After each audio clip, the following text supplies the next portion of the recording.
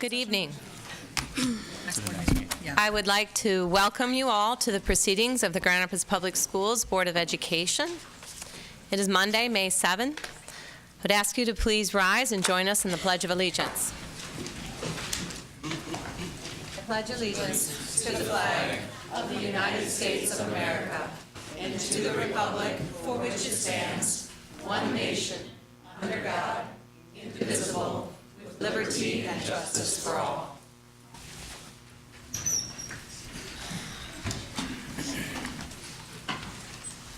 Before we begin tonight's meeting, I would like to address the board policy for public comment.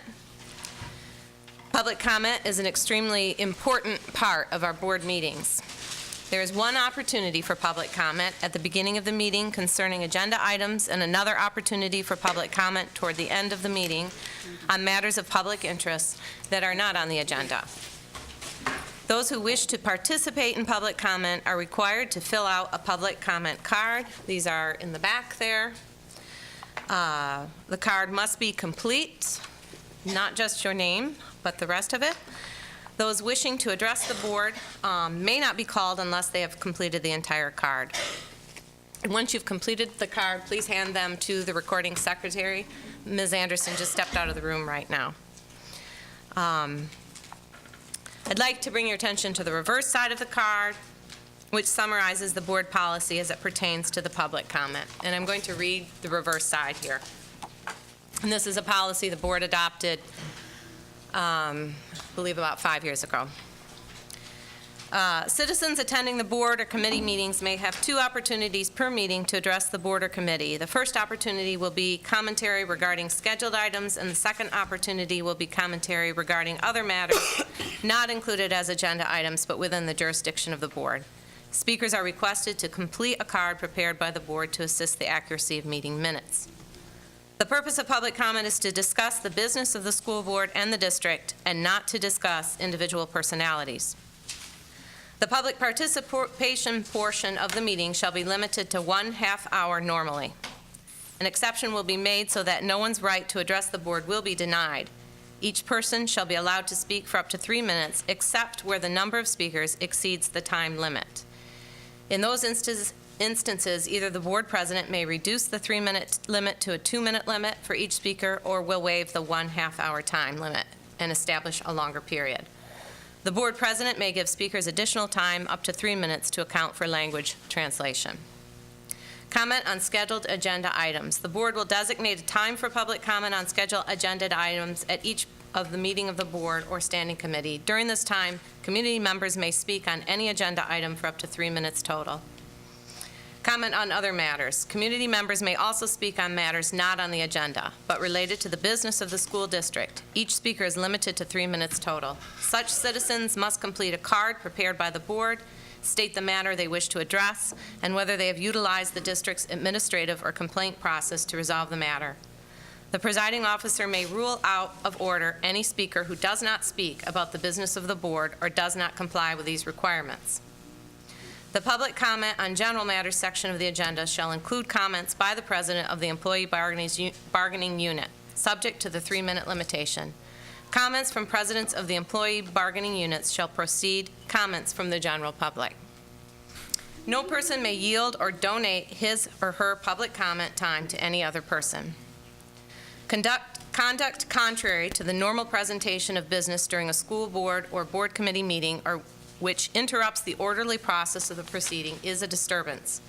No speaker shall make any slanderous or profane remarks which disturbs, disrupts, or otherwise impedes the orderly conduct of any board meeting.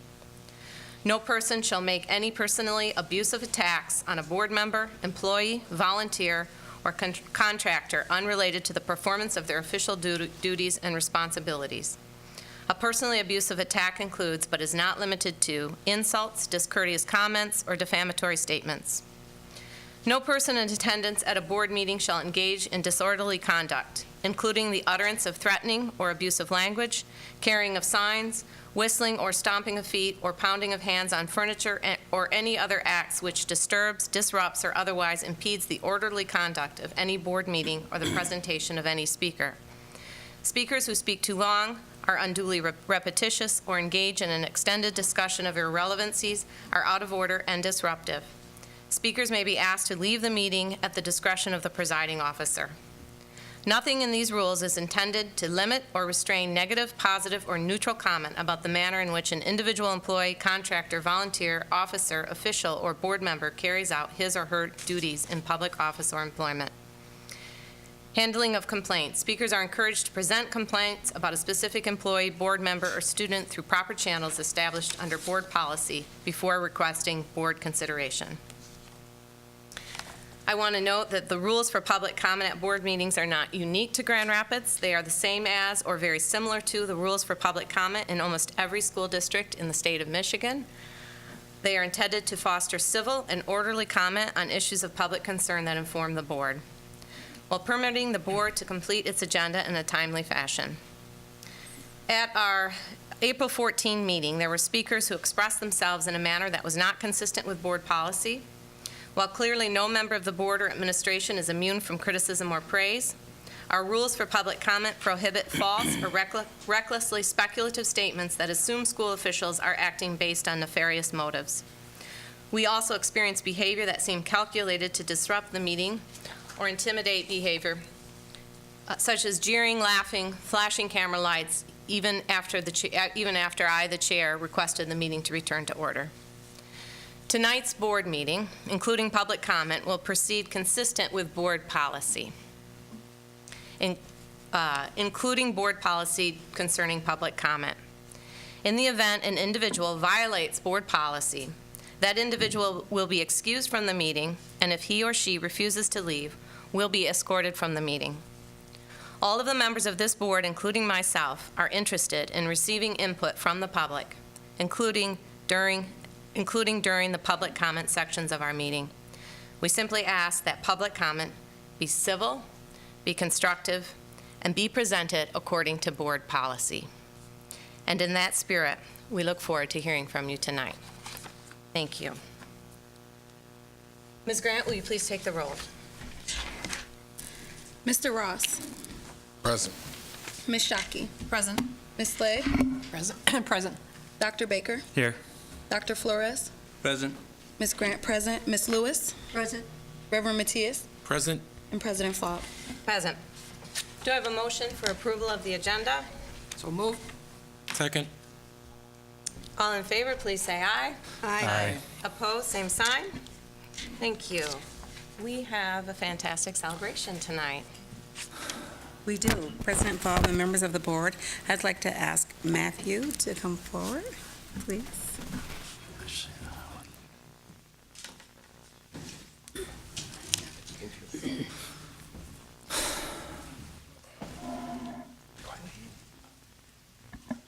Good evening, Superintendent Neal, President Faulk, and members of the board. Happy to be here tonight and as the Executive Director of Cesar E. Chavez Elementary and bring this celebration to the board. We've got representatives from the Committee to Honor Cesar E. Chavez, of course, Ms. Lupe Ramos Martini, Susan Hewitt, and Monica Sparks. And we've got with us the principal of Cesar E. Chavez, Principal Garcia, and Caribbean artist Picardo. So I'll give it to Principal Garcia now. Good evening, and thank you for this opportunity. Can you hear me? Sorry. I remember quite a few years ago meeting with Eric about a mural or some artwork that we can put up in the building. In the lobby, we have this kind of boring spot, but we really wanted something that spoke about the school. And Eric has really put together this beautiful mural. And I think the highlight of it, it was done with several of our classrooms of students. So he came one day and all the kids got to participate. And it is just an absolute beautiful mural that depicts the work of Cesar E. Chavez, who we're named after. So we are so thankful for this opportunity and for Eric's artistic talents now being on display at our building. And good afternoon or good evening. I am very enthused and very appreciative of this opportunity that you have given the committee to honor Cesar E. Chavez to be here celebrating celebrating successes, because we've been able to give many different scholarships to students, especially the students that come from farm-working families, and also the DACA recipients who cannot get assistance anywhere else. So I am very proud. We have been in existence for 18 years, so we'll be celebrating 20 years real soon. So I thank you for this opportunity. We are thankful that we have the school, Cesar Estrada Chavez Elementary School, and also now we have a mural in that school. And so with that, I thank you again for this opportunity and this celebration. And now Eric will present the mural. Thank you. Many thank you to all of you to make this possible. It was an engaging, a very interesting and fun process with Cesar Chavez students. I had the opportunity actually to print it's a limited edition Cesar E. Chavez mural postcard, and also I bring a couple of prints for you, Awesome. Superintendent. I got a couple of, so you decide where they're going. And you know, this is wonderful. I think we have already the legacy placed on the wall. Nice. And many thank you again for this beautiful opportunity. Thank you. Thank you. You won't find this on any online store from Picardo Art. So limited edition, special for you. Thank you.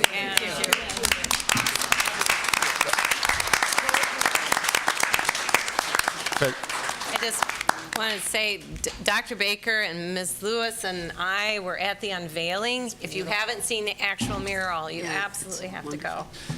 I'd just like to say thank you, Eric, for this, and of course Lupe and the committee for making this possible. So I've spent a lot of time with murals in Chicago, and one of the things I know is that when children grow up in a community and these images are in their lives, they will know these stories, and that there will be, so obviously there's been a lot to celebrate and to teach students at Chavez Elementary School about Cesar. But to have this image in their minds, have their family. I know that my children know about Cesar E. Chavez because of that school and the activities there. So I appreciate that. Thank you very much, Eric. Beautiful. Thank you, Eric. Thank you. It's beautiful. Report of our student representative. What do you have for us tonight? Thank you, Dr. Falb. I just wanted to thank you all, members of the board, for giving me the opportunity to sit on your board, and the experience that I've got from this will really help me on long terms, so I just wanted to thank you for that. Very well. Awesome. Well, we have something to thank you. So we've got a great certificate. This is on behalf of the board, and a gift card for you. Dear, you've been awesome. So impressed. Good job.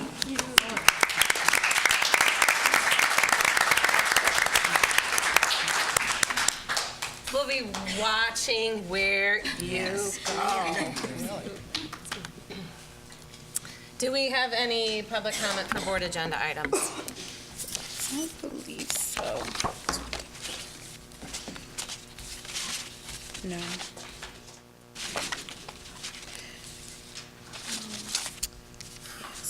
Okay. The secretary's report. I had a comment card. I don't think it was on the board.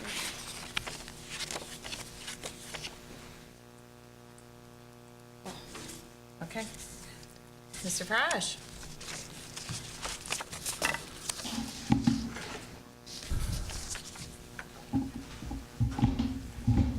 My name is Michael Farage. I live at 226 Ewell. I am in Grand Rapids. I'm a resident. Madam Superintendent, members of the board, Mr. President, and our student member. I'm here to talk about the superintendent's contract, and as a member of the Grand Rapids Taxpayers Association, I wrote each board member. I feel it is very important that we table this issue. And this is not a personal attack on the superintendent, although we love the attacks on me. I believe that the administration's salaries all the way around, as well as the superintendents, need to be reviewed. As oftentimes we hear we're getting a consultant or we're going over review, there is no reason we should not be doing this. I read now that we're the fifth largest school district in the state. Well, I remember when we were the second. And have we reviewed as far as how many administrators we should have? Enclosed with your mailer was a recent FOIA that I received, and thank you to the Grand Rapids Public School, Mr. Helmholtz's office, that we have 26 assistant superintendent, or 26 administrators making over $100,000. Now, if this is comparable to the school district 1, 2, 3, and 4, assuming Detroit's number 1, I'm not sure. But I mean, I strongly advise, and I would ask, and I know I am not alone in considering tabling this issue. And on top of that, a complete review of all administrators and of all their salaries. Sooner or later, there needs to be a board member that steps up with fiscal responsibility, acknowledging that in the 90s, when we had 4 high schools and many more students, it doesn't seem like we've eliminated many of the administration positions. Many years later, when we don't, I think it was printed last year or the year before, we had 17,200 students. So I would strongly urge that each board member consider, we always like to say in an election year, well, you know what, that should be irrelevant. You're board members, you're elected. But I believe that everybody needs to step up and look at this issue very hard and take it to heart, because it could become not only an election issue, but a community issue. And at what point do we stop? I mean, the superintendent has a very good contract, but really, have we compared it with other superintendents? The administrators, who I'm sure do a decent job, have they been compared to Forest Hills or other districts? I would strongly ask that this issue be considered for table this evening, and not just a board discussion, but I think the community involvement needs to be in there, along with comparison to other school districts. Thank you for your time. Thank you. There's no more for agenda items, and we can go to the secretary's report. All right. The 2018 Citywide Art Show is in progress. That runs through May 30th at the Western Michigan Conference Center located at 200 Ionia Avenue. The gallery hours are 8 a.m. to 7 p.m. Monday through Thursday, and 8 a.m. to 5 p.m. on Friday. 2 public receptions are being held for GRPS families and friends. Those receptions are as follows: May 8th at 5:30 p.m., and that is for GRPS K through 5, K through 8, and center-based programs.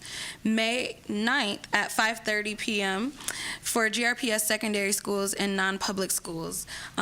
Please join us. You will see a lot of wonderful art from students all across the district. There's an update for board committee meetings. The schedule is as follows. The Academic Achievement Committee meeting is rescheduled for Wednesday, May 16th at 9 a.m. in the auditorium. The Finance Committee meeting has been rescheduled for Tuesday, May 29th at 4 p.m. in the auditorium. And the Ad Hoc Policy Committee meeting is scheduled for Wednesday, May 30th at 8 a.m. in room 101. Thank you, Ms. Graham. Committee chair update. I have ad hoc policy, but I guess you can report when we get to the policies. That makes sense? All right, superintendent's report. Thank you, Dr. Faber. Members of the board, I'd like to ask Dr. Ron Gorman to come forward, and John Hemholt, you can come up as well. Thank you.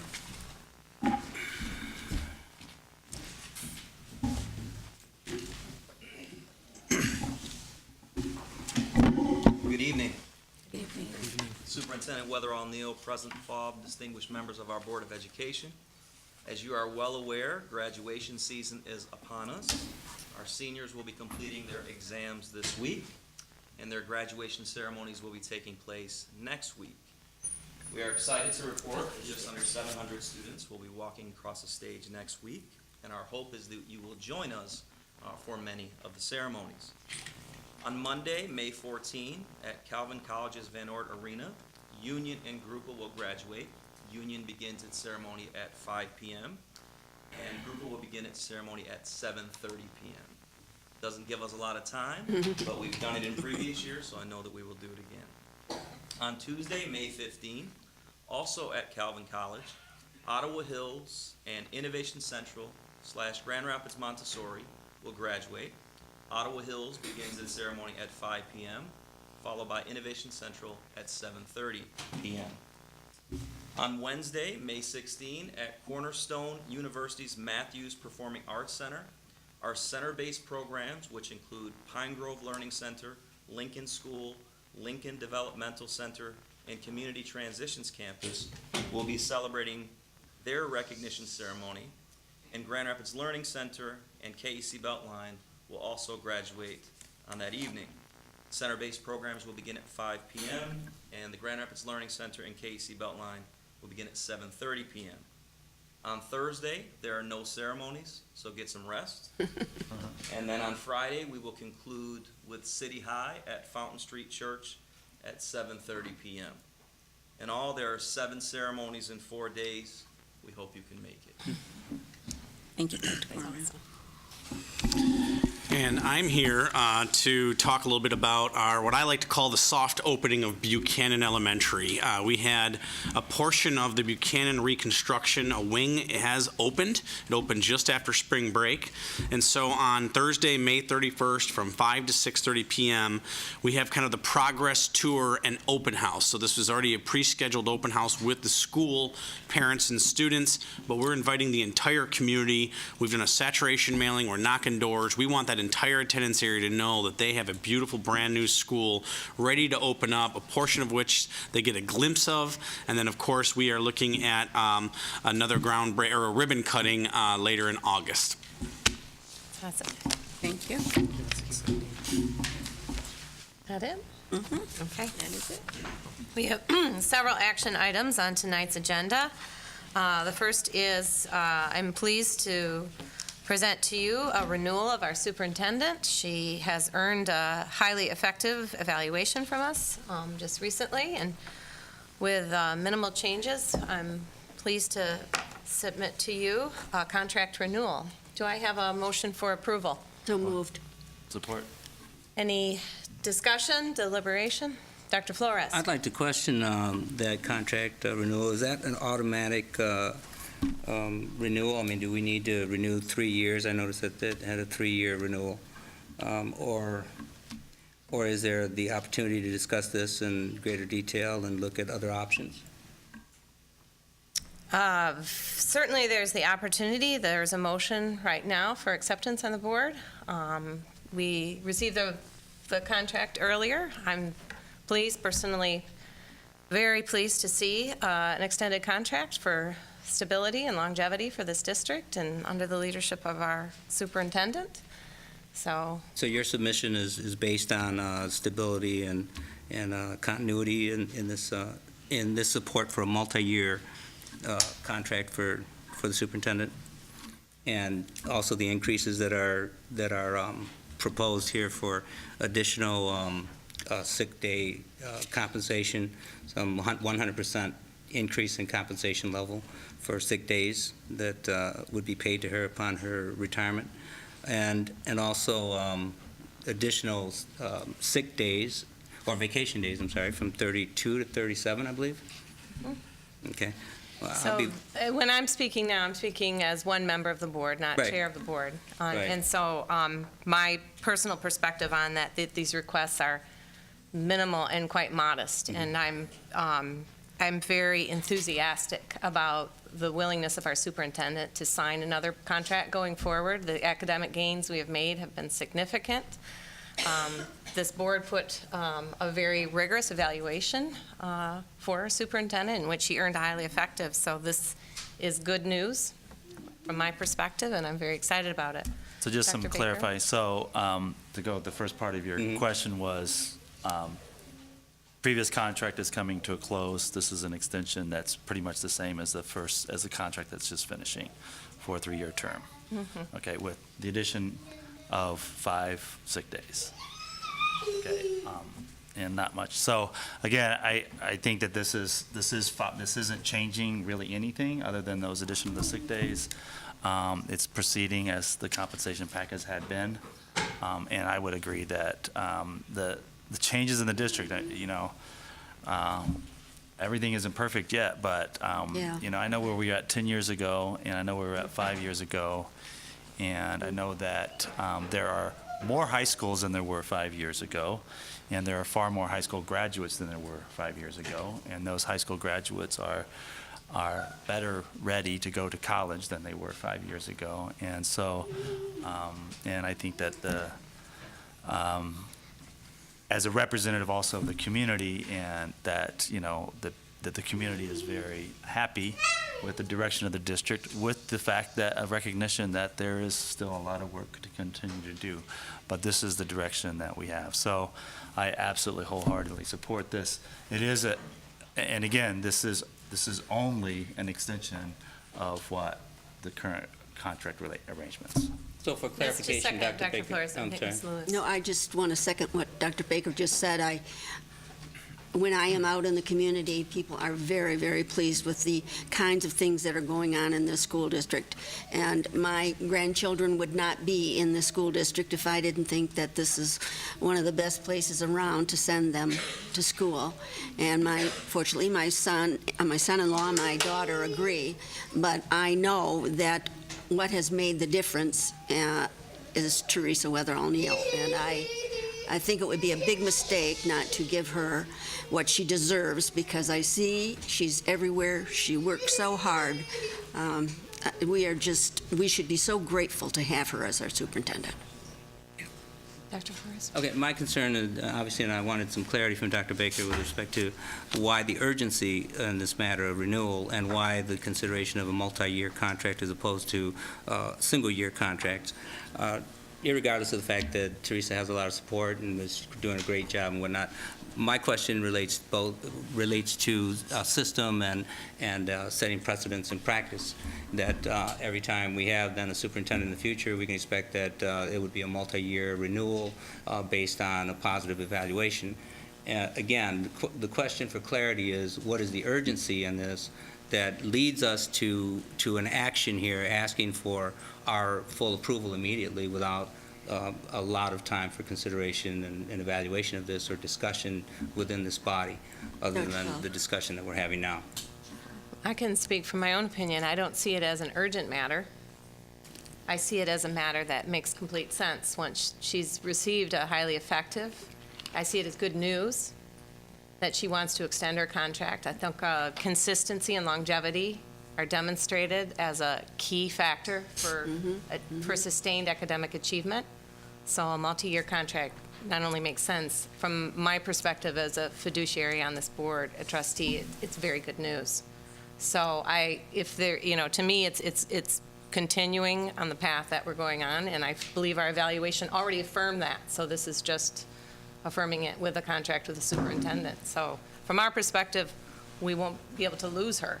That's it. And that's one of the things that I think, too, is that we have to hang on to her.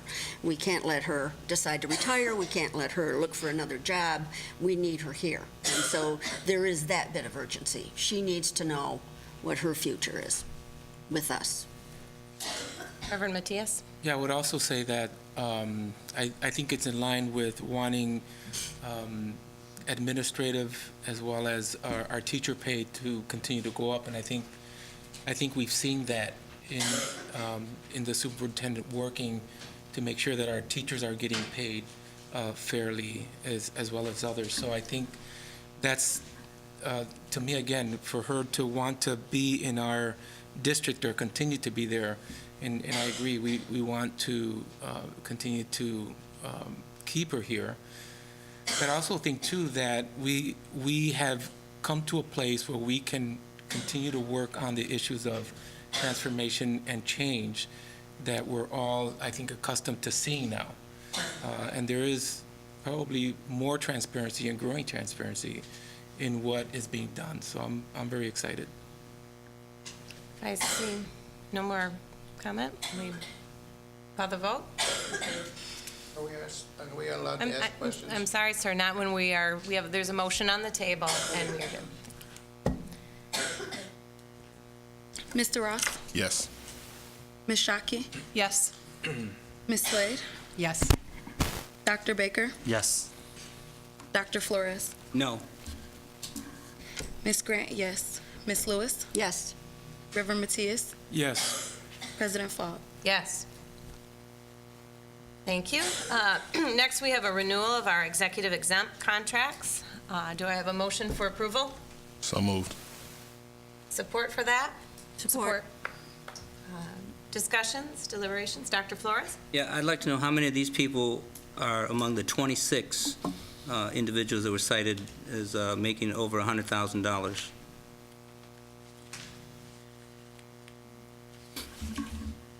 And your purpose for knowing that? I'd just like to know, but since, they are certainly in many districts surrounding this district, in our county and in our region, $100,000 buys the superintendent. So how many of the executive exempt contracts are making over $100,000 with this? And is this a multi-year contract also? So if I read you right, you're making a point regarding that. If we have a question, I think it's really important if we have informational questions regarding an action item that require research, it's only fair that that's, There are two simple requested ahead of questions. time. One, how many of them are making over $100,000? Two, these are multi-year contracts, so how many years? Is it? I understand your questions. I'm simply pointing out we are deliberating something right now. We're not in a query mode, so if Okay. you want to make a point regarding the approval of this based on that, you're welcome to do so. Well, my point is that then I'm really not in support of multi-year contracts for exempt staff. Are there any comments, questions, or concern regarding the contract renewals? Seeing none, take the vote. Mr. Ross, Yes. Ms. Shockey, Yes. Ms. Slade, Yes. Dr. Baker, Yes. Dr. Flores, No. Ms. Grant, yes. Ms. Lewis, Yes. Reverend Matias, Yes. President Faub. Yes. Thank you. Next on our agenda is the KISD budget resolution for 1819. This is something that comes before us every year. Do I have a motion for approval? So moved. Support for that? Support. Any discussion, concerns? When you're ready, Ms. Grant, you can take the vote. Mr. Ross, Yes. Ms. Shockey, Yes. Ms. Slade, Yes. Dr. Baker, Yes. Dr. Flores, Yes. Ms. Grant, yes. Ms. Lewis, Yes. Reverend Matias, Yes. President Faub. Yes.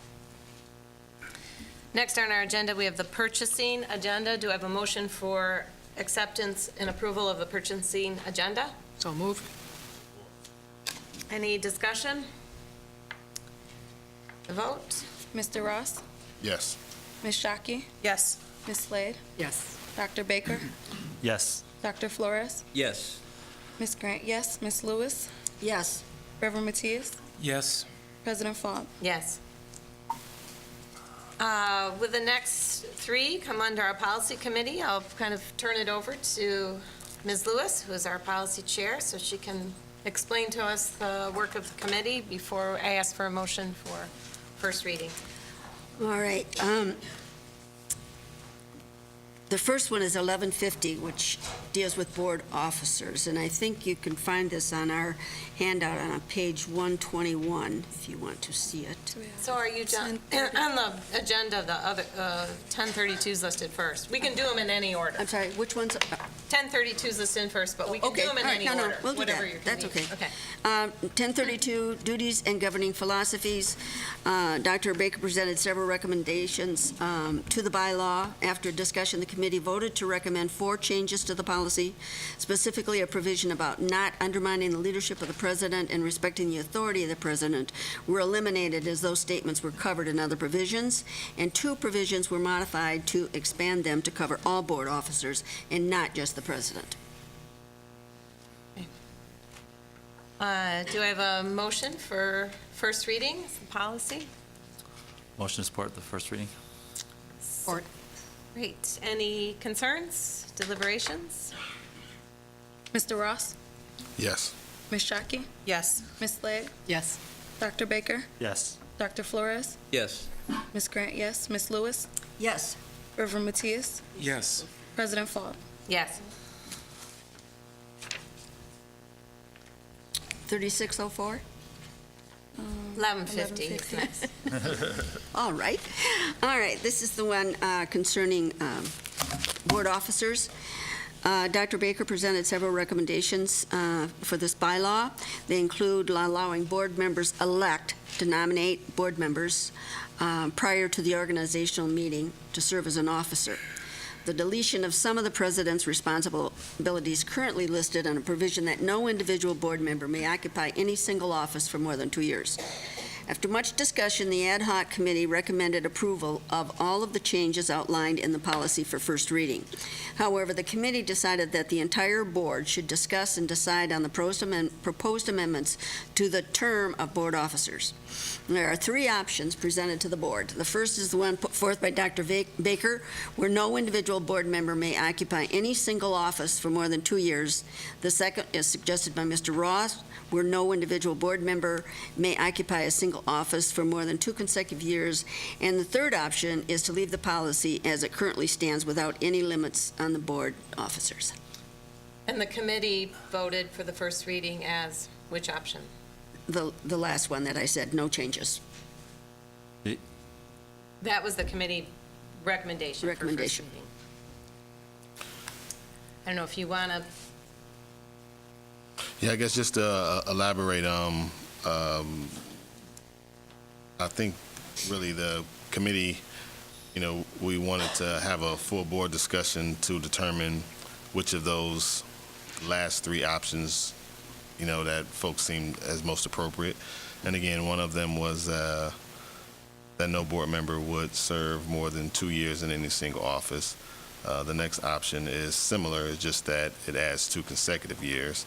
And that was just to allow for maybe someone doing multi-terms to return to an office at a later date. And then the third, again, was no change at all. And obviously, as Ms. Lewis indicated, I thought that the second option was most appropriate as far as no more than 2 consecutive years, while still allowing for someone to return to an office at a later time. Not that it matters, but my memory was that the committee voted unanimously for the third option to recommend to the board at the last meeting. But certainly the board can reconsider all options at this point. Yeah, I don't think that's how it went down, because I know pretty adamantly I would not have voted for that, Yeah. and I'm one of the members, so I don't think that's how it went down. So I also believe I requested that the language for this be put in the board packet so the board can review it ahead of time, and I don't think it was in the board packet. So, so I don't know if it's good to just do this unless it's in front of people in writing. I'd like people, and I actually think that the writing, the way you guys are discussing it is accurate, but the way it's written on the paper here is not accurate. So I think it would be better to table it. We could vote on the other changes to 1150, and that is what is in the packet. I would be okay with that, but, and return to the length of service of board officers, or we could table, or I would request that we table the whole 1150 discussion. Do I have a motion? Well, we can have a motion if you want to entertain a motion to table, Dr. Baker. I'll make a motion to table. Okay. Do you have support for that? Support. Take the vote. Mr. Ross? Yes. Ms. Shockey? Yes. Ms. Slade? Yes. Dr. Baker? Yes. Dr. Flores? Yes. Ms. Grant, yes. Ms. Lewis? Yes. Reverend Matias? Yes. President Faub? Yes. And then the last one, electronic payment sites. This is a policy proposed by the administration that would prevent employees from establishing electronic payment sites like PayPal or Google Pay in the district's name without written permission to the superintendent or chief financial officer.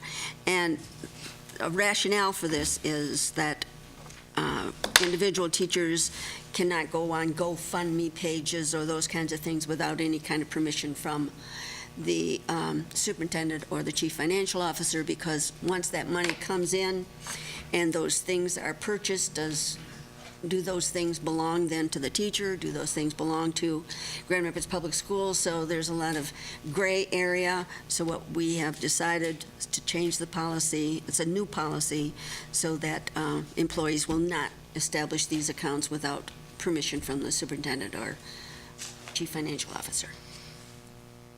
Do I have a motion for approval of first reading? Actually, excuse me, No. point of clarification, though. We did discuss two similar policies at the ad hoc policy meeting, and the great description that Ms. Lewis gave is more related to a crowdfunding piece that was not brought forth yet. This one is in particular payment sites to establishing payment sites to receive any sort of payment in the district's name. So they are similar, but this one particularly is not regarding the crowdfunding source fundraising piece, specifically payment PayPal, sites. Google Yes. Pay. Okay. And we will see the second policy at a later meeting. Yeah, we didn't finish that, yeah. Sorry about that, yes. Motion to approve. Support for that? Support. Any discussion, concerns, deliberations? Mr. Ross? Yes. Ms. Shockey? Yes. Ms. Slade? Yes. Dr. Baker? Yes. Dr. Flores? Yes. Ms. Grant, yes. Ms. Lewis? Yes. Reverend Matias? Yes. President Faub? Yes. Do I have a motion for approval of the consent agenda? So moved. Support. Mr. Ross? Yes. Ms. Shockey? Yes. Ms. Slade? Yes. Dr. Baker? Yes. Dr. Flores? Yes. Ms. Grant, yes. Ms. Lewis? Yes. Reverend Matias? Yes. President Faub? Yes. We have no discussion items. Public comment. Yes. I will call our first three people down at once. How many do we have?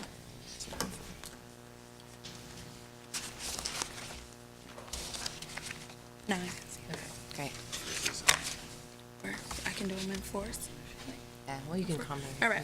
Mary Bowens, Jack Prince, Rich Fink, and Melissa Corte.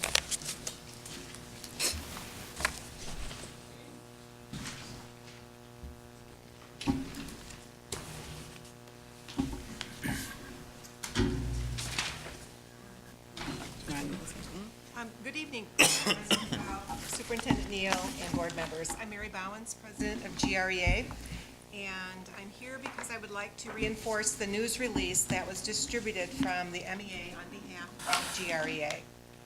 The decision by the KISD to conduct an independent review of the special education programs administered by the Grand Rapids Public Schools is a positive step forward. It is my hope that our staff and staff who have already left the district will be consulted, and I hope that they are able to contribute to the fact-finding without fear of retaliation and intimidation. We are still pursuing substantial changes and reforms that will correct the problems in the special education programs. We believe that the action that the KISD superintendents took to hire an independent third-party evaluator to review the programs and the issues we brought to light will benefit both the students and the staff working in these programs. I'm very proud of our members who have spoken out on behalf of their students to ensure that they receive the highest quality education.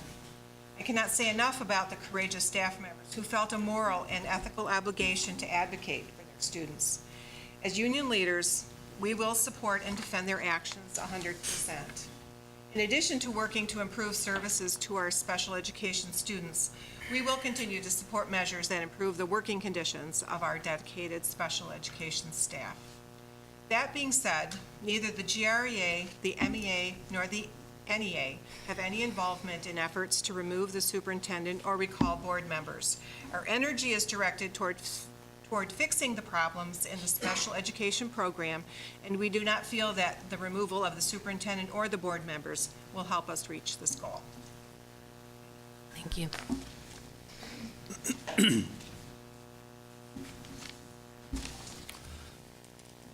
Mr. Prince. Good evening. Direct quote, Betsy DeVos, "My family is the largest contributor of soft money. I have decided, however, to stop taking offense at that suggestion that we are buying influence. Now I simply concede the point. We expect to return our investment." How big an investment, ladies and gentlemen?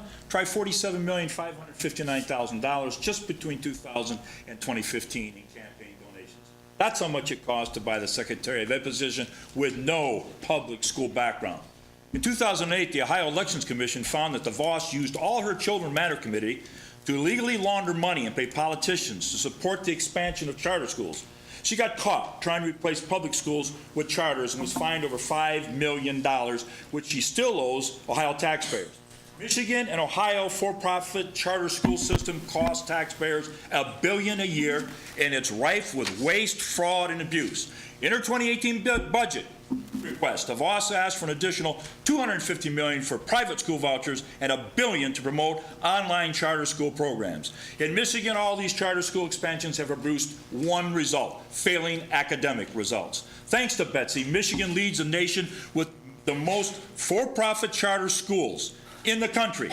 Correlate that fact with these results. In 2003, Michigan's white higher-income students ranked 17th nationally in fourth grade reading. By 2015, that had dropped to 50th place in America.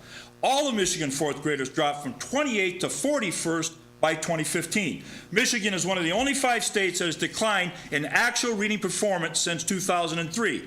Mathematics has also plummeted. Michigan's African American fourth graders rank last in the nation in reading. Bridge Magazine, I repeat, last in the nation.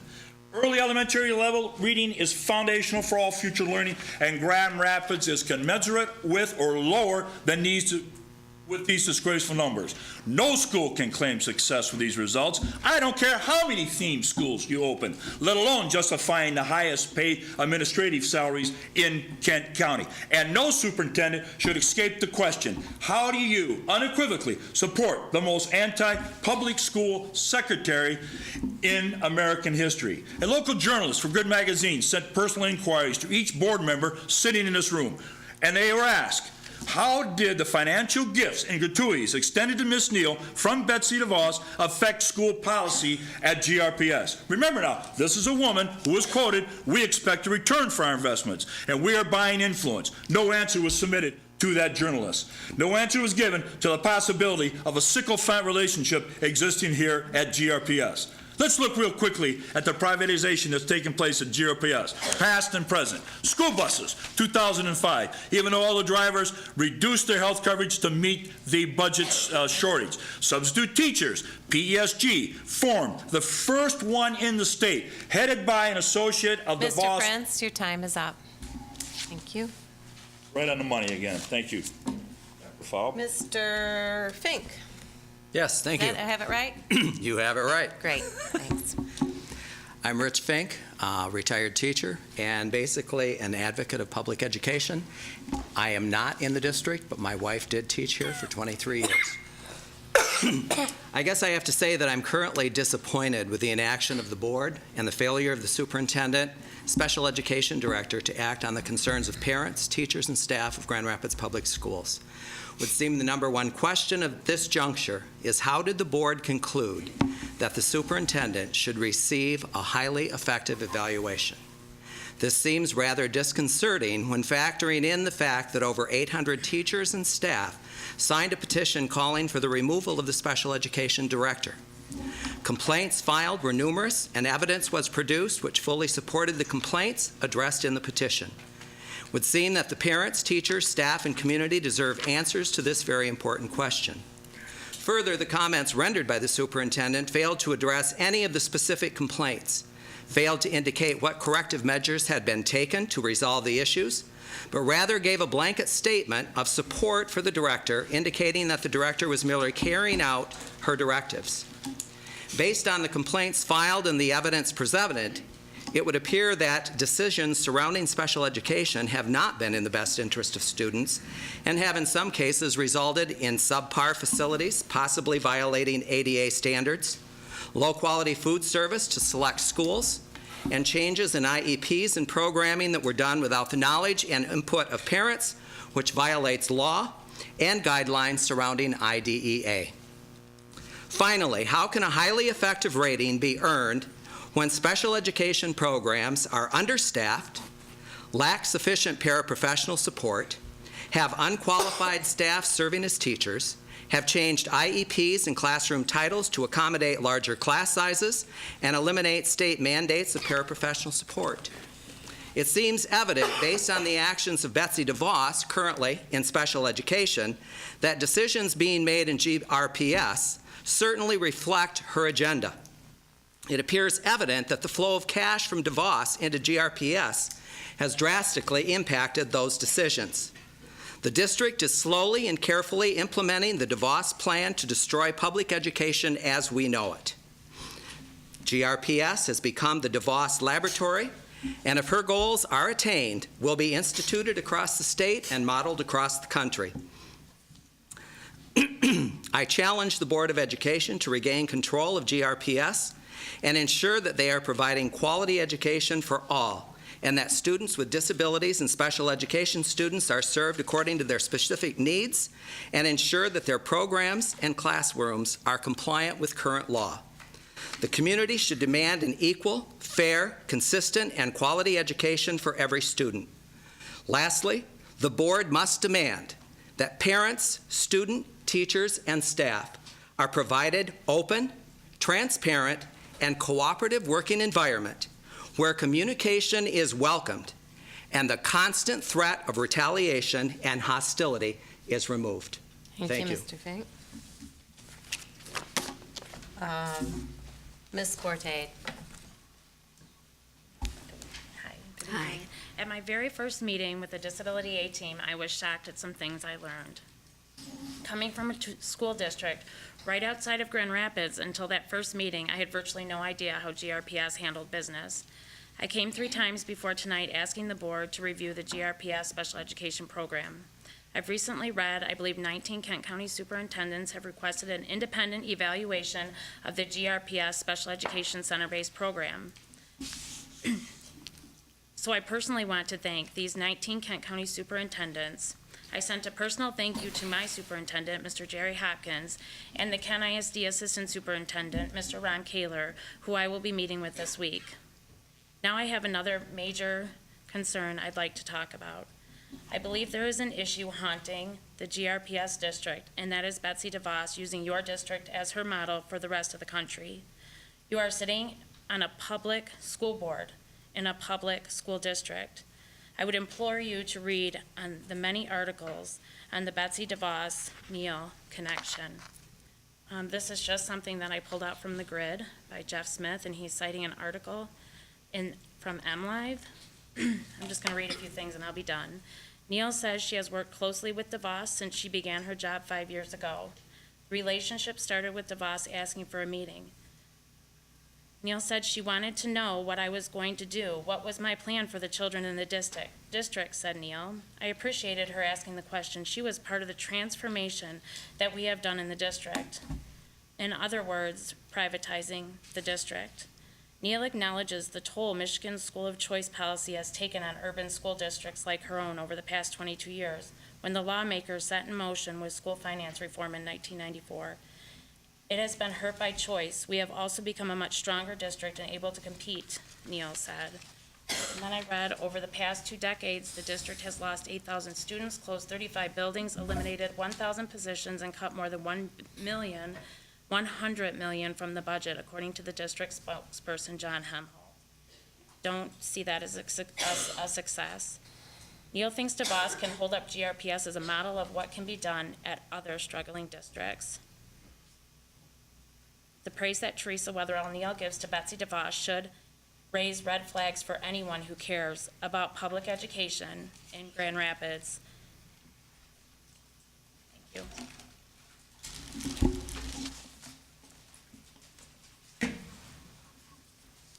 Next, I'll call Mary Jo Thompson, Dominic Russell, and Carmencita Perdón.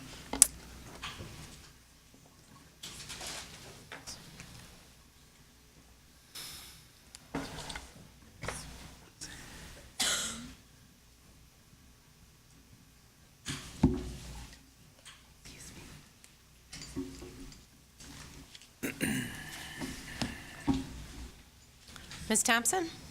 My name is Mary Jo Thompson. Good evening. Equally disturbing to Betsy DeVos' privatization and funding cuts to public education is her anti-special ed agenda and lack of any qualifications as recorded in the following articles. In January, Betsy DeVos went before the Senate Health, Education, Labor, and Pension Committee and delivered what may have been the worst performance of a potential candidate secretary in modern history. She didn't seem to know anything about federal education policy, which wasn't surprising on its own. Her track record as a school choice advocate in Michigan had emphasized privatization and rather than pursuit of high-quality public education. Worse, from my perspective as a parent of a disabled child, she was specifically ignorant about special education, an area where her prospective office has outsized performance. She got confirmed narrowly. 10 months into the Trump administration, the damage that DeVos and her appointees are doing to America's most vulnerable is beginning to show. A few weeks ago, she announced significant changes to the Department's guidance on Title IX as it pertains to sexual assault in schools. Then last week, the department rolled back 72 policy documents that specified the rights of disabled children in school. That doesn't seem to be happening here. Brecca Corkley, fellow specialist for disability policy at the Center for American Progress, tells me the DeVos administration rescinding of 72 guidance documents will impact people with disabilities from womb to the tomb. We want safer schools for our children, better and more effective programming, and help them transition to employment so they have better lives than our own.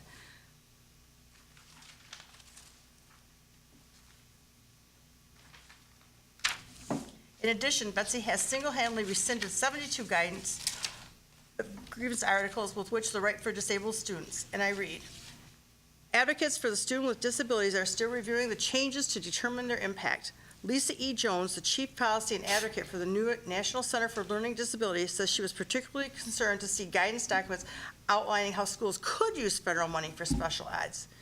This is not the first time where DeVos has rolled back Education Department guidance, moves that have raised the ire of civil rights groups. The Secretary in February signed off on Trump's rescinding of guidance that allowed school to allow transgender students to use a bathroom according with their gender identity, saying that the matter should be up to state and local school officials.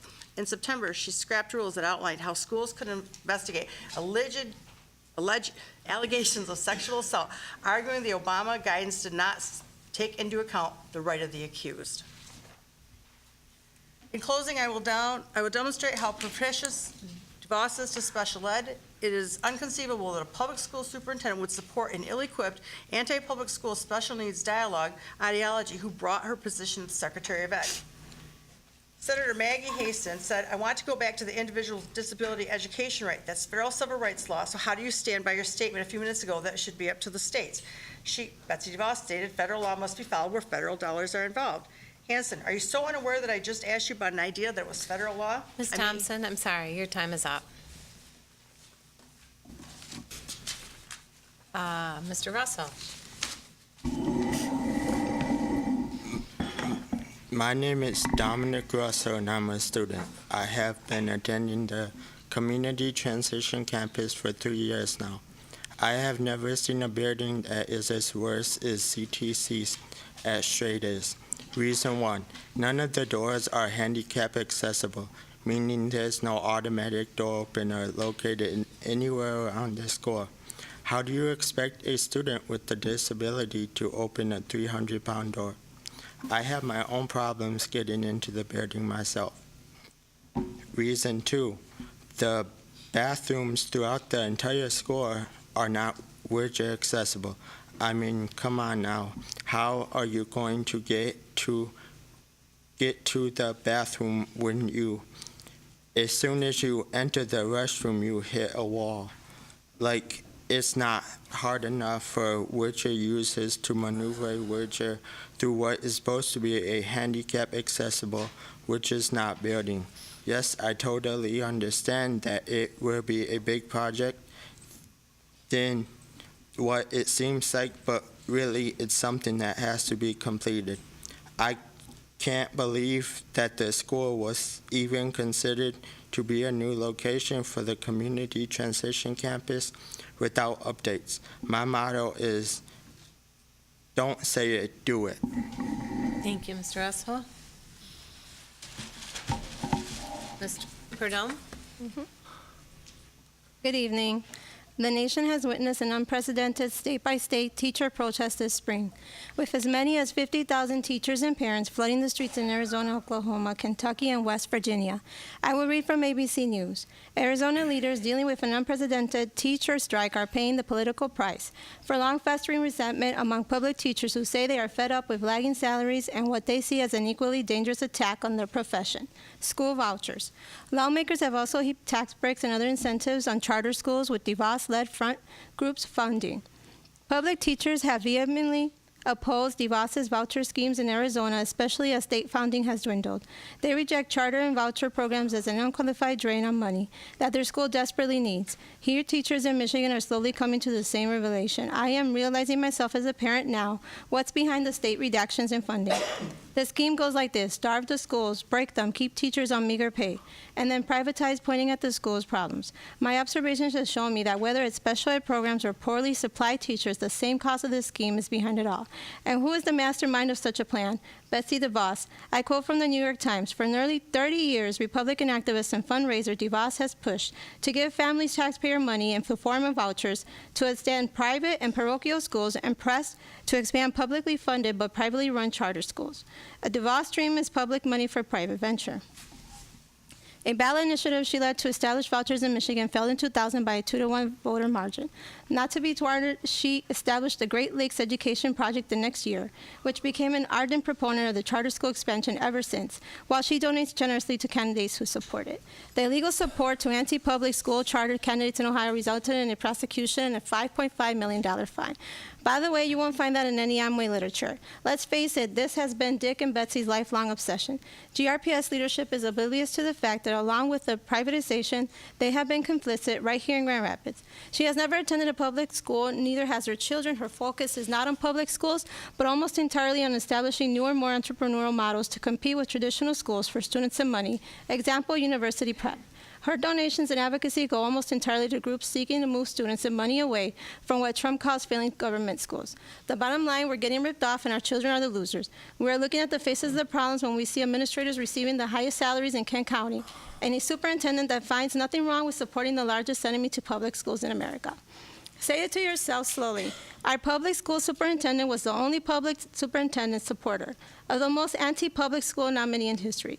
Keep saying it until it dawns on you where our real problems are coming from. What has been going on here at GRPS is going to be spread all over the country. I'm asking this public school board to act in accordance with public school objectives and not corporate ones any longer. I also like to say that I always say, where are the Hispanic people in here?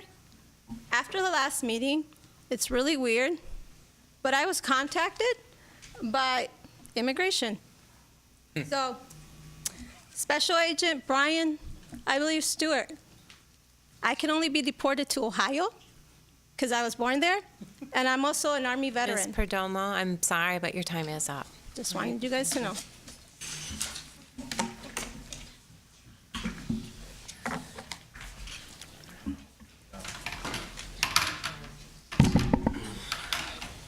Lily Schulting and Phil Snyder.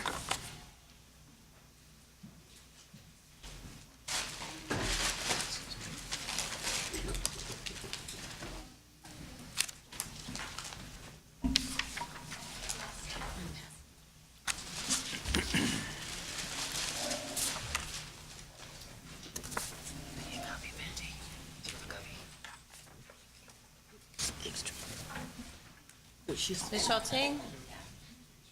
You can begin at any time now, Ms. Schulting. Oh, can you give it to them? You can give it to them. Let's go around.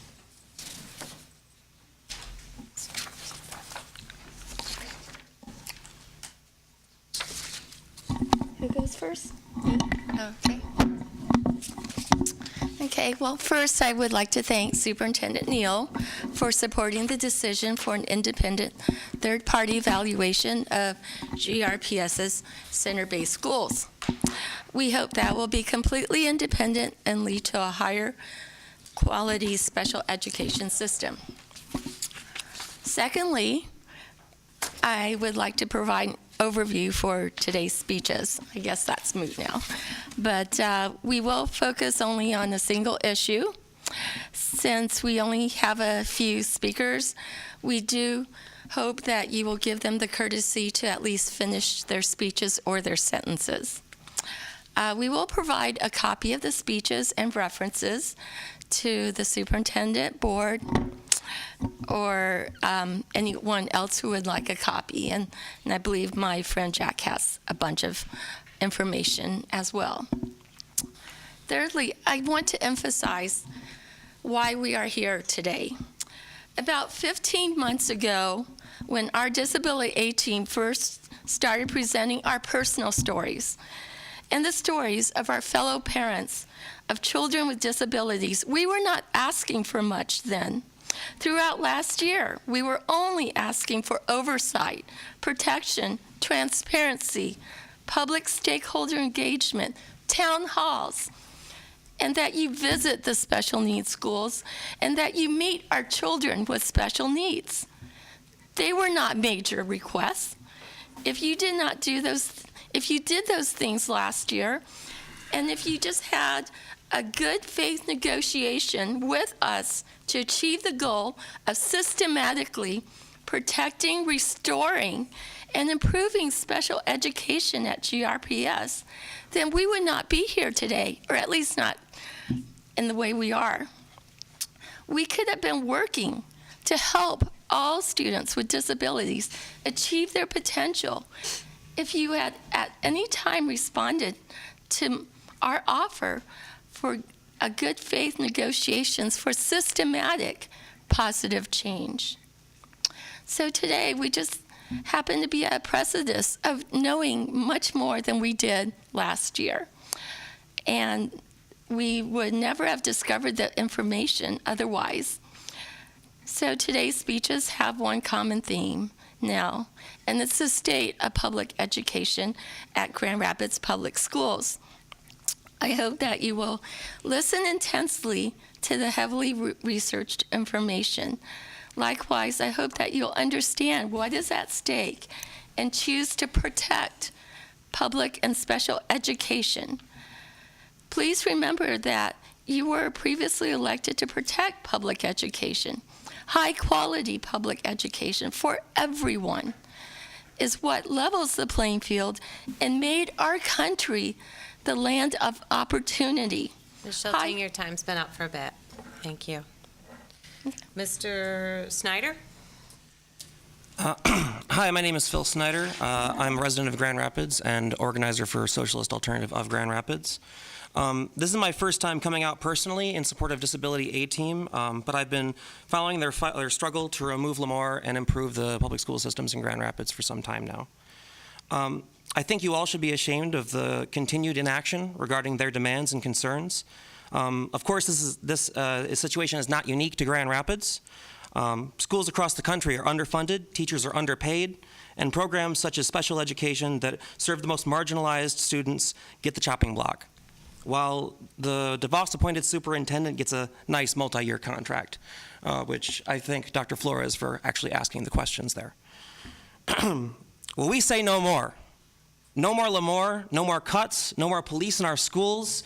It's time to take action. Thank you. Another one. Yes. We have Christina Donaldson. No.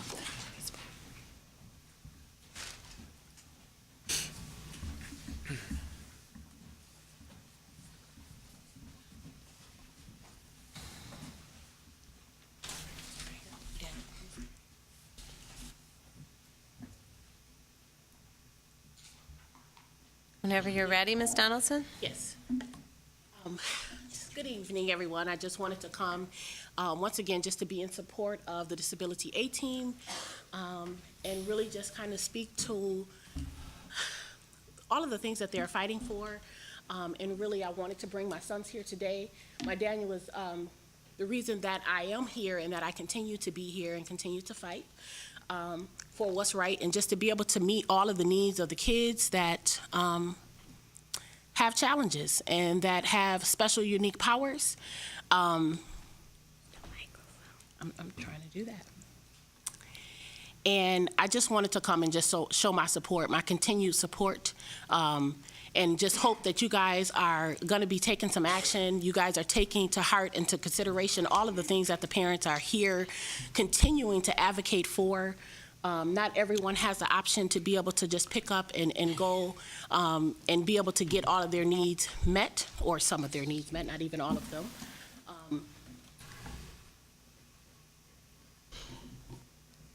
So please just continue to take the things that all of the parents here are here crying their hearts out and putting their hearts here on the table before you guys for very good reasons. And I'm sure you guys would all be here in this seat if you guys had children with with the special powers that our kids have, advocating for them and to be able to meet their needs.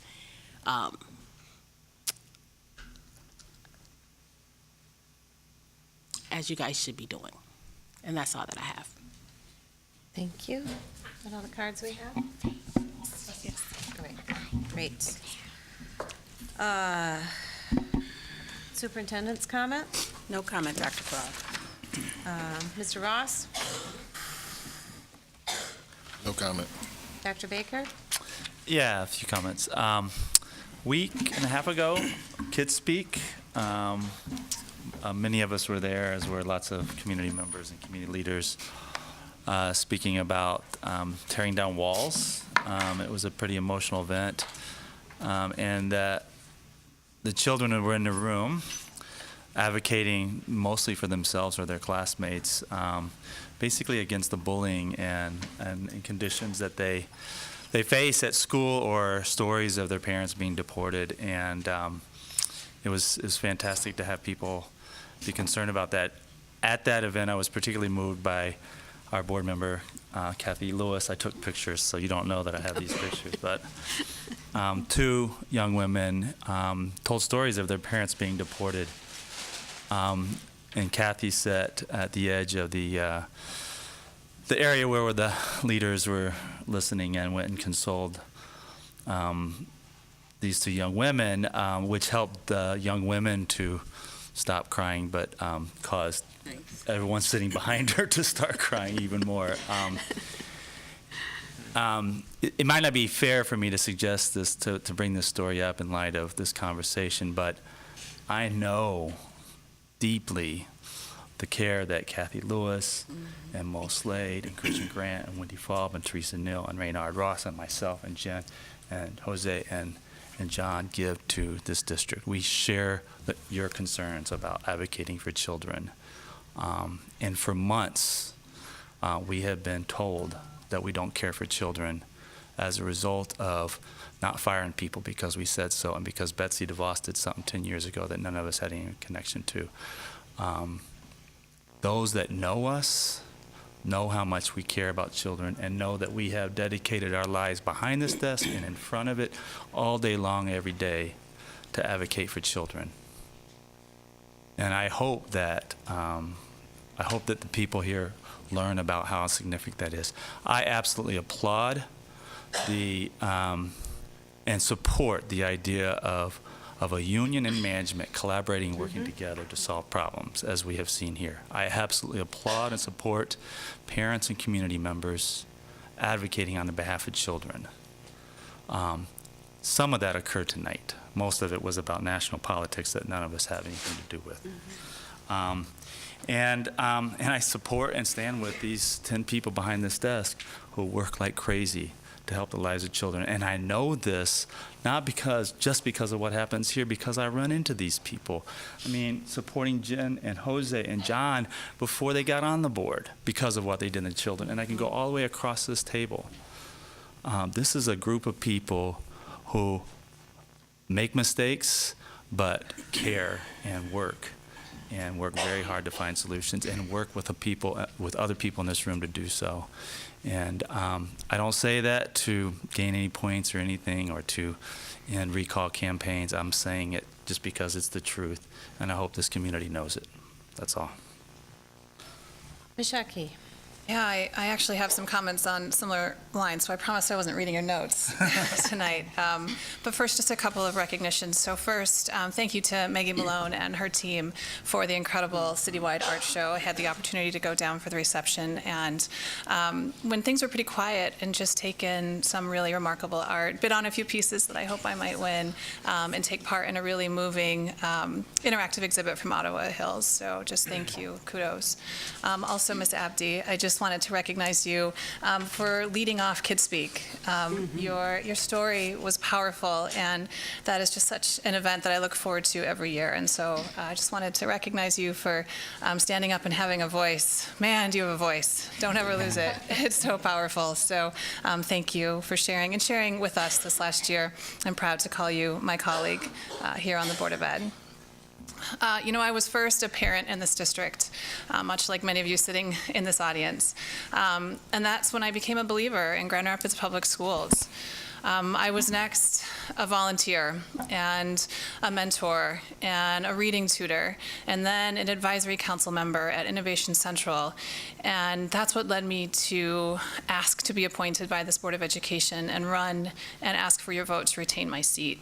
It's because I believe in this district, and what I know is so true for my own children, Brooklyn and Jax in the district, and for the kids that I've had the opportunity to work with.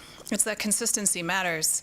Our kids need it more than anything in our homes and certainly in our schools. And so that's why I stand with my colleagues tonight in support of consistency in this district. I also know my colleagues to be committed to growth and to be committed to improvement. And I hope that we can continue to make that evident. Thank you. Dr. Flores? Well, obviously, I cast the only no vote, and I do that whenever I feel a conviction to do so, because we don't always agree. Our philosophies differ, our perspectives differ. I was a teacher for 17 years in this district, an administrator for 13.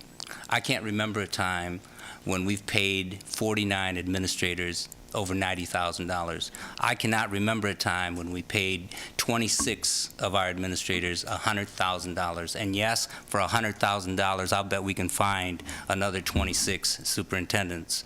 For $200,000, I think we could find a superintendent very easily. And I take issue with us continually defending the status quo. When I came to this board, I said, 50% graduation rates are unacceptable. And I may have made some people very embarrassed by that because they got red-faced. And the other day I was in the finance committee and I said 3/4 of our students unable to read at the 3rd grade is unacceptable. Unacceptable, and we need to be looking at our distribution of resources to make sure that every child can read by the time they're on 3rd grade, to make sure that they're part of a society that is functional, that is a contributor, that builds upon the American dream. And in a majority district like this, those kids are black and Hispanic, and I feel that personally because I'm Hispanic. I was born Hispanic. And luckily they won't knock on my door either, with the INS, because I'll tell them I was born in that country called Texas, raised in that city called Grand Rapids, and you can deport me here if you'd like.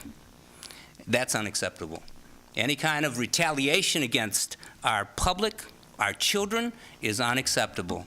And that's where I'll stand, and whether they agree with me or not, and most of the times they don't, I'll continue to live by conviction. Thank you very much. Reverend Matias. Well. Top that.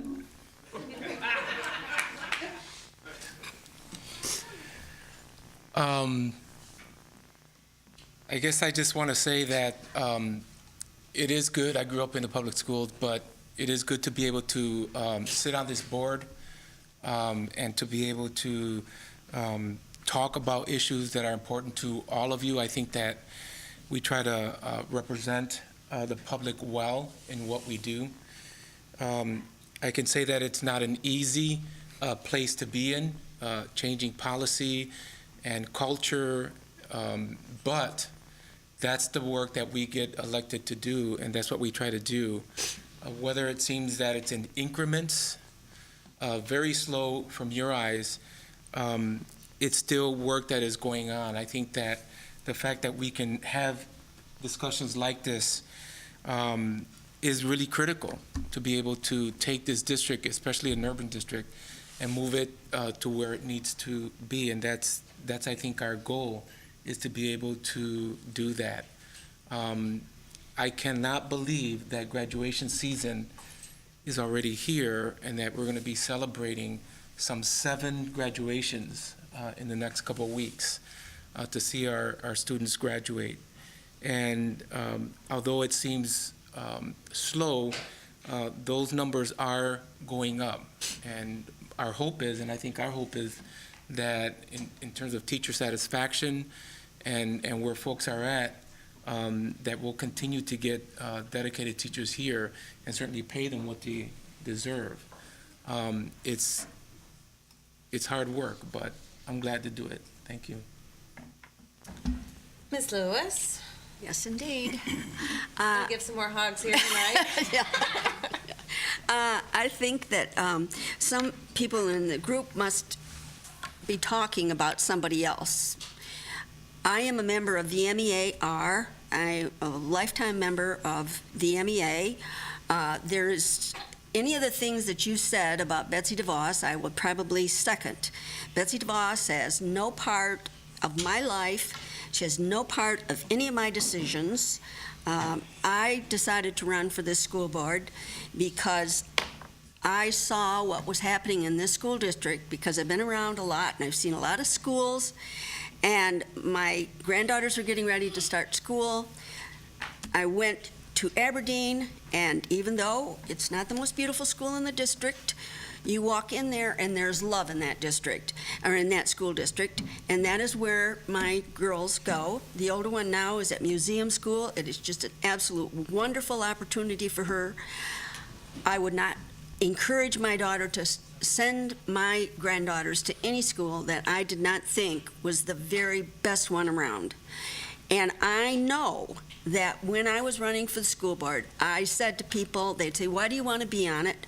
What's your platform? My platform was always the grandma platform. I'm a grandma first, and I'm always going to look out for my grandkids. And when I'm looking out for my grandkids, I can look out for a lot of other kids in Grand Rapids Public Schools. And another thing, I knew that if I got on this board, that I was going to support Teresa Weatherall-Neal. She has done a phenomenal job, and that is why my girls are having the opportunities that they're having now. And so for anyone to suggest that somehow I or any of my other friends here on the board are in cahoots with Betsy DeVos is laughable, because it's laughable. So I do respect your opinions. I do respect the fact that there are things at Straight School that we do need to fix. I was there. I talked to teachers. I talked to kids. Everybody agreed that a lot of things have happened and things are better. And maybe it's because you made us aware of this, and for that we can thank you. But things take time, and we cannot turn this ship around as quickly as some people would like it to turn. So as far as Straight School is concerned, things are better, things are getting better, there's more to do. But the people that I met at Straight School were not as angry, I guess, as I expected them to be. They saw that things were improving and they were pleased with that. So, thank you. Here, here. Okay. It's Betsy DeVos, huh? Not one of mine. I think I won't add to all of it. I want people to know and respect Teresa Weatherall-Neal, who I've known since she was 16, 15. A long time ago. I was a grown-up. She wasn't. She was over at Creston High School. So I just want you to know that you have my support always. And though some of us may do things wrong here or there, or we've made a mistake, that's what happens. And so we appreciate your bringing things to our attention, and we work hard for these kids. Thank you. Ms. Grant. Yes. So I just want to say that I'm not an individual that's going to use a loud voice and use sensationalism and bold comments and remarks to gain applause. What I can say is that there's not a comment that we haven't asked for feedback on, that we haven't done research on. There's not a time that we left and this wasn't on our mind, my mind. I don't take this lightly. And so for anyone here or in the audience to suggest otherwise is wrong. And it's not something that I can agree with. I am committed and I am working hard. Nothing happens overnight. No one is saying that there aren't issues. What we are saying is let's solve them together. I've been around for those requests. Do you want to meet? Do you want to talk? Can we make this better? And that is what I will say. I won't make a bold statement. I won't blame anyone that's sitting next to me or anyone that came here to comment tonight. We want the best for our children. We are fighting for more funds. We are fighting for experienced staff. And that is not a joke to us. It's not a game. I fully support Teresa, not because anyone told me to, but because I've done the research. I've looked at the numbers. I know the comparisons between our district and other districts. We can compare the districts in the county. Let's look at the real numbers, the number of students, the number of hours. We can buy a superintendent for much cheaper, but I don't want cheap. I want someone who's committed. All that I'm saying is rhetoric doesn't get us anywhere. What gets us somewhere is commitment and knowing what's real. I stand behind what's real. I will have real conversations. I will put in real work. And I know so many people in this district that will do the same. I know how many times we sit and we fight and we look at the budget. We say, how can we compensate the people who are committed? It's not perfect, but we're working. Well, I'm in a celebrative mood, believe it or not. We've got graduations next week. My son is one of the graduates that's going to walk across the stage. I put him in Grand Rapids Public Schools 14 years ago, and I had a whole lot of people tell me I was nuts. And I had high expectations for the education of my child, and I kept looking around to decide whether I was nuts. And I saw problems, but what I really saw was value. I saw some of the most dedicated teachers I had ever met in my life. I saw some of the most dedicated principals I've ever seen in my life. And I saw a lot of people, I saw a lot of complainers, I saw a lot of people in the community that complain. But one of the biggest problems that I saw is that people were ready to tear down the public school system. They were ready to denigrate it. Find out that it was a problem and throw bombs, and it was an easy target during that news cycle. I'm telling you, it was a national campaign to tear down the public school system.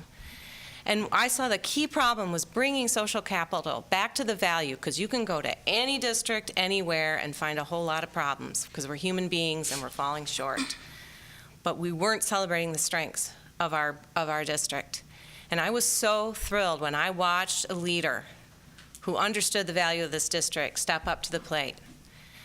And what she has led in a short time is nothing short of remarkable. The social capital and the belief in the public school system has returned in part because of her leadership.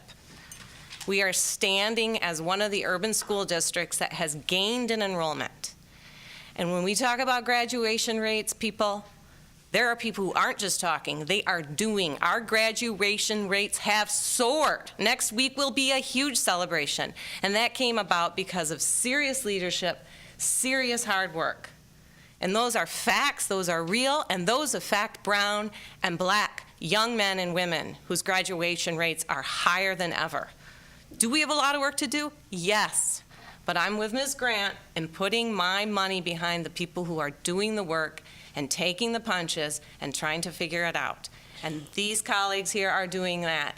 These administrators are doing that. And this superintendent is doing that. So I'm celebrating next week when we go through those graduations with that remarkable young one. Holy cow. So anyway, meeting adjourned.